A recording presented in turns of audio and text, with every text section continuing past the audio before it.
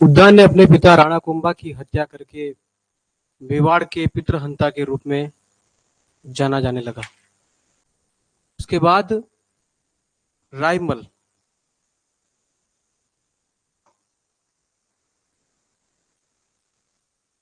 रायमल और उद्दा के बीच में युद्ध हुआ। ठीक है। और इन दोनों ही युद्ध में, ये दो युद्ध कौन से, जावर और दाड़िमपुर, इन दोनों युद्ध में रायमल की विजय हुई और रायमल अगले राजा बने। ठीक है। रायमल ने मालवा के ग्यास साहा, है ना, को भी पराजित किया था। और ये जानकारी हमें कहां से मिलती है?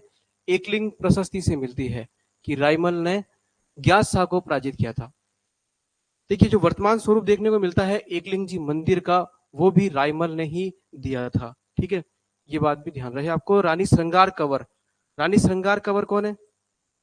रानी श्रृंगार कंवर रायमल की पत्नी है ना। राणा कुंभा ने अपने पुत्र रायमल की शादी जोधा की पुत्री श्रृंगार कंवर से की थी। ठीक है ना। तो ये बात हमें ध्यान रहे। और आपको श्रृंगार कंवर जो है, रानी जो श्रृंगार कंवर है रायमल की पत्नी, इन्होंने एक बावड़ी बनाई, घोसुंडी बावड़ी। ठीक है। और रायमल ने चित्तौड़ में शिव मंदिर का भी निर्माण करवाया था। दूसरी शताब्दी ईसा पूर्व का एक अभिलेख प्राप्त होता है, गोसुंडी अभिलेख। ये बहुत ही प्राचीनतम अभिलेख है, जो जिसमें भागवत और वैष्णव धर्म, है ना, भागवत वैष्णव धर्म की जानकारी हमें प्राप्त होती है। और इस गोसुंडी अभिलेख से ही हमें गजवंश के राजा सर्वतात ने अश्वमेध यज्ञ का आयोजन होने की जानकारी भी हमें इस गोसुंडी अभिलेख से प्राप्त होती है। रायमल का पुत्र पृथ्वीराज, है ना, ये रायमल का पुत्र है।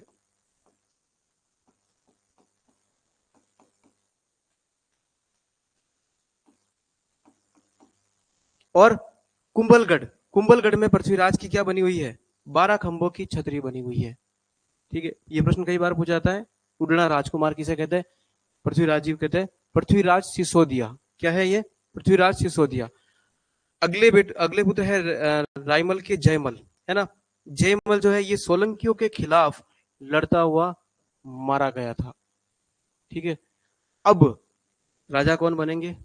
वो बालक जिनको इन दोनों भाइयों ने राजगद्दी के मोह में, उस जब वो भविष्यवाणी करने के लिए एक ज्योतिष के पास गए थे तीनों भाई, है ना, और उस ज्योतिष ने कहा कि ये बोला राजा मैं बनूंगा, ये बोला राजा मैं बनूंगा, लेकिन उन्होंने बोला राजा तो ये बालक बनेगा, है ना।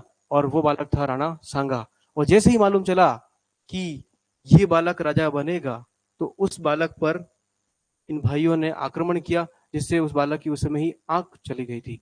और उस बालक के मरते वक्त 80 घाव हो जाएंगे उसके, एक हाथ नहीं, एक पैर नहीं, एक आंख नहीं, लेकिन फिर भी वो बड़े बड़े युद्ध लड़ेगा। हम बात करेंगे राणा सांगा की।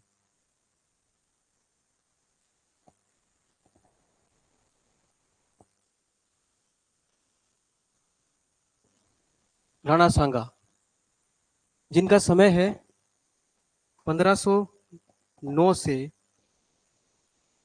1528 ईस्वी, और 1509 से 1528 ईस्वी। देखिए, जब राणा सांगा वहां से भाग रहे थे, तब उन्होंने सेवंतरी गांव जो राजसमंद में है, वहां पर बीदा जेत मालोत ने इनकी रक्षा की थी। किन्होंने की? बीदा जेत मालोत ने। ठीक है। और करमचंद पवार, है ना, जो श्रीनगर गांव है ना, वहां पर अजमेर में ये, और सांगा ने वहां पर शरण ली थी। ठीक है। और जब उनके भाई पृथ्वीराज और जयमल की मृत्यु हो गई, उसके बाद में राणा सांगा को बुलाया जाता है।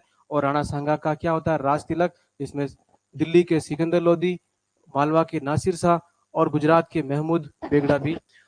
अब इन्होंने ये जो युद्ध लड़े हैं, है ना, एक तो युद्ध हुआ खातोली का और एक बाड़ी का, है ना। ये दोनों ही युद्ध इन्होंने इब्राहिम लोदी से युद्ध हुआ इनका। ठीक है। खातोली है कोटा में और बाड़ी है धौलपुर में। खातोली हुआ 1517 में, बाड़ी हुआ 1518 में। दोनों ही युद्ध में राणा सांगा की जीत हुई थी। ठीक है।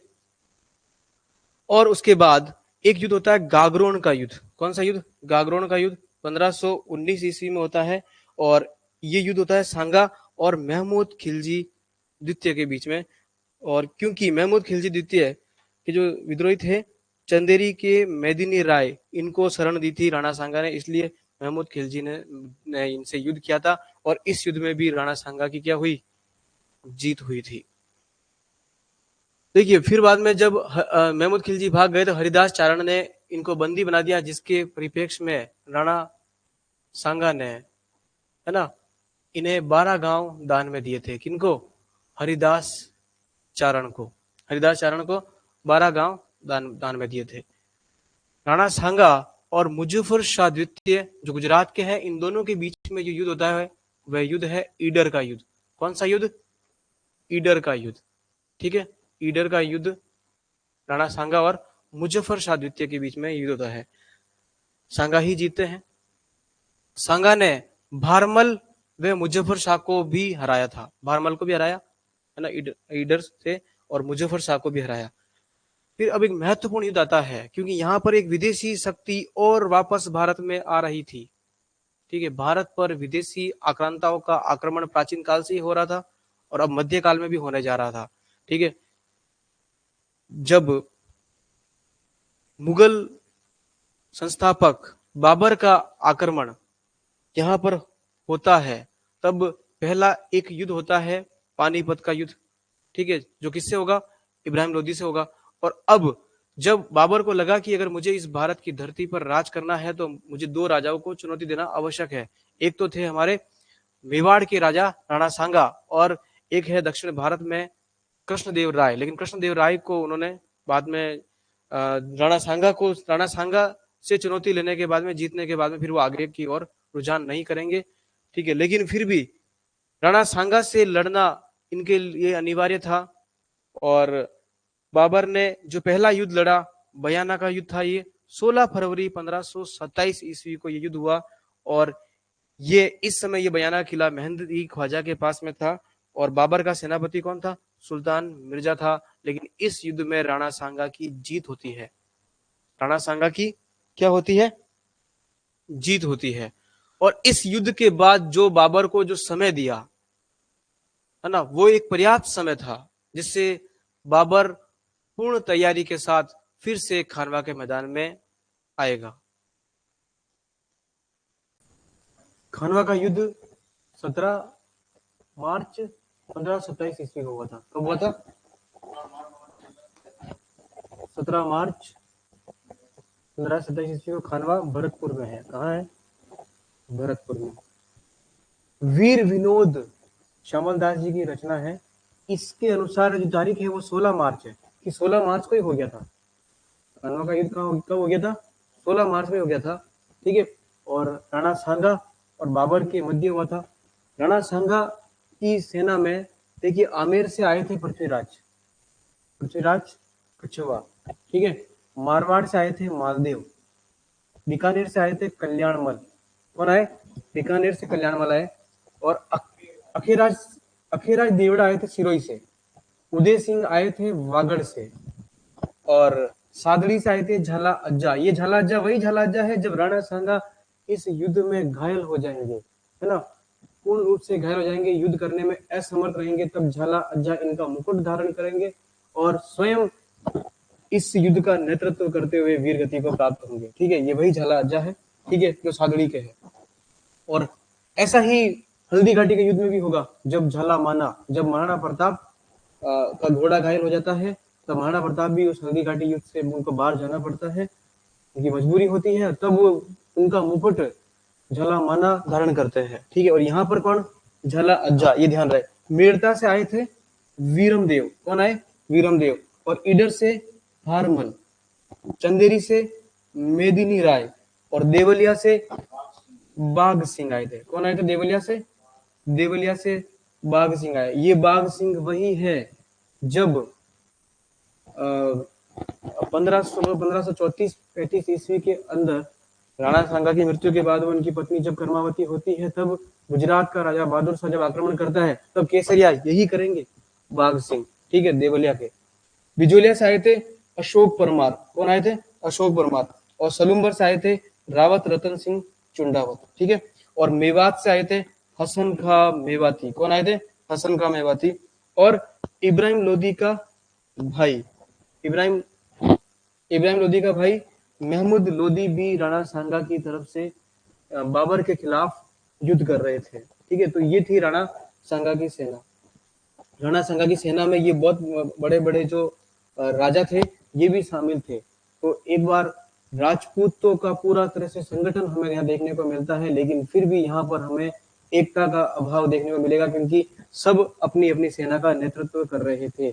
जबकि बाबर की सेना के अंदर एकमात्र नेतृत्व था, वो था बाबर। ठीक है, और बाबर बाबर बयाना युद्ध में जो उसे पराजय मिली उसमें वो पूर्ण तैयारी के साथ में आया था, और उस तैयारी के साथ साथ में वो और भी बहुत महत्वपूर्ण दाव पेच अपनाएगा, जिसमें एक झूठा आरोप लगाएगा राणा सांगा पर कि इसने जब वहां से अफगान से है ना आ रहा था, मतलब इब्राहिम लोदी पर जब आक्रमण करने के लिए आ रहा था, तब सांगा ने मुझे कहा था कि मैं आपका साथ दूंगा, और राणा सांगा पानीपत के उस युद्ध में बाबर का साथ देने नहीं गए थे, ऐसा वो अपनी पुस्तक बाबरनामा में बाबर कहता है। ठीक है, और बाबर इसके साथ में जिहाद की भी घोषणा करता है। ठीक है, जिहाद की भी घोषणा करता है, मतलब काफिरों के खिलाफ युद्ध, है ना। इस प्रकार की घोषणा, मतलब देख धर्म युद्ध भी इसे बना देता है बाबर। मतलब हर प्रकार से शाम दाम दंड भेद बाबर ये युद्ध जीतना चाहता था, पूरी की पूरी ताकत लगा देता है। ठीक है, और मुस्लिम व्यापारियों का क्या करता है, तमगा कर समाप्त कर देता है ना। तमगा टैक्स है वो मुस्लिम व्यापारियों पर ये टैक्स समाप्त कर देता है। इसमें मुसलमानों के अंदर जो भावना आई वो धर्म को लेकर के एक बहुत बड़ी भावना आ चुकी थी। और शराब न पीने की प्रतिज्ञा लेता है। क्या कहता है, मैं शराब नहीं पीऊंगा। इस्लाम में शराब को हराम माना जाता है, तो उसने शराब न पीने की भी इसने प्रतिज्ञा ली थी। और देखिए बहुत नवीनीकरण लेकर आएगा, कुछ इनोवेशन लेकर आएगा भारत के अंदर। भारत में इनोवेशन क्या है, तोप खाना। तोप खाना मतलब एक तोप खाना पद्धति का इस्तेमाल करेगा। ठीक है, और वो भी एकदम बिल्कुल सुनियोजित तरीके से। और एक तुलगमा पद्धति पर भी एक रिजर्व सेना होती है, जो एक मुख्य सेना युद्ध कर रही होती है, और रिजर्व सेना जो है उसको बाकी संपूर्ण सेना को पीछे से भी घेर लेती है और पीछे से भी उसका आक्रमण करती है, ताकि उस जो राजपूत सेना को ऐसा लगे कि ये तो बहुत बड़ी सेना है, पीछे से भी हम फिर आक्रमण कर दिया, तो वो एक तरह से उनमें घबराहट आ जाती है।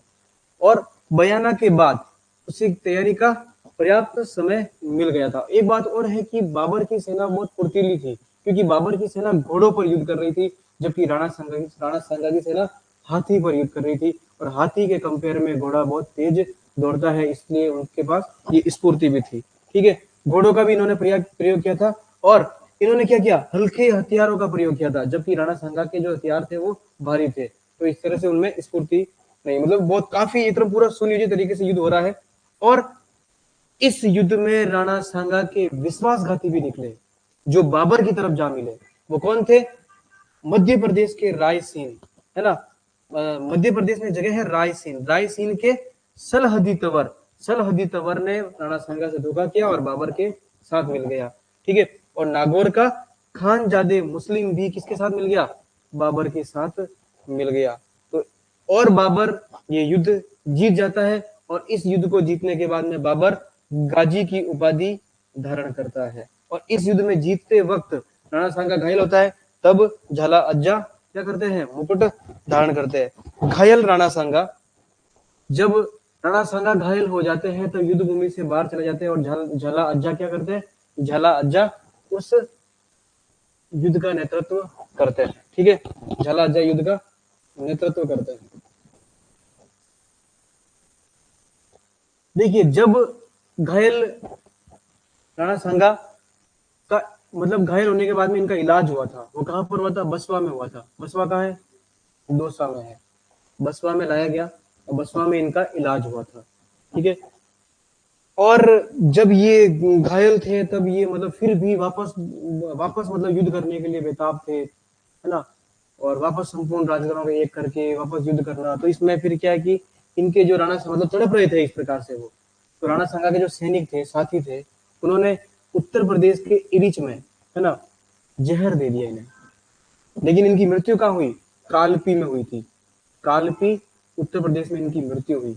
और उनकी छतरी कहाँ बनी, मांडलगढ़ में बनी, भीलवाड़ा के मांडलगढ़ में। छतरी कहाँ बनी, भीलवाड़ा के मांडलगढ़ में। अब इनकी उपाधि देखिए, कई बार परीक्षाओं में आती है। इन्हें हिंदू पथ कहा जाता है, सैनिकों का भग्नावशेष, है ना, क्योंकि इनके 80 घाव थे। कितने घाव थे? 80 घाव थे। बाबरनामा में बाबर लिखता है सांगा के दरबार में, सांगा का वैभव देखो, सांगा के दरबार में तो 7 तो राजा थे, 9 राव थे और 104 सरदार थे। बहुत विशाल सेना थी राणा सांगा की। राणा सांगा मतलब एक वो व्यक्तित्व है जो कभी भी नहीं हारा, मरते दम तक भी नहीं हारा वो, उसने कभी हार नहीं मानी। ठीक है, और ऐसा कहा भी गया है कि जब राणा सांगा जब घायल हो गया, जब उसके भाइयों ने उसकी आंख फोड़ दी, है ना, तब वो वहां से भाग करके अपने भाइयों से अपनी जान बचाते हुए मतलब रात के समय किसी पेड़ के नीचे आके होता है, तो वहां पर रात हो रही होती है और सुबह धूप आई होती है और उनकी सूरज की किरणें आती है, तो उससे पहले एक सांप उनके माथे पर आके बैठ जाता है और एक राहगीर आता है और एक राहगीर उस सांप को हटाने की कोशिश करता है। ऊपर से आकाशवाणी होती है कि वो सांप जो होता है वो उनकी धूप से रक्षा कर रहा होता है, क्योंकि ये आने वाला भावी मेवाड़ का बहुत ही वैभवशाली पराक्रमी शौर्य का एक प्रतीक है, वो राणा सांगा बने। और राणा सांगा के नेतृत्व में जो इस प्रकार का जो शौर्य और जो बलिदान जो इन्होंने दिया है, वो जन्मों जन्मांतर तक, युगों युगों तक याद रखा जाएगा। इनके बेटे थे भोजराज। कौन थे? और इन्हीं की पत्नी थी मीराबाई। कौन थी? मीराबाई, भगवान कृष्ण की परम भक्त, है ना, भक्ति का एक मतलब अद्वितीय अद्भुत उदाहरण जो मीराबाई में देखने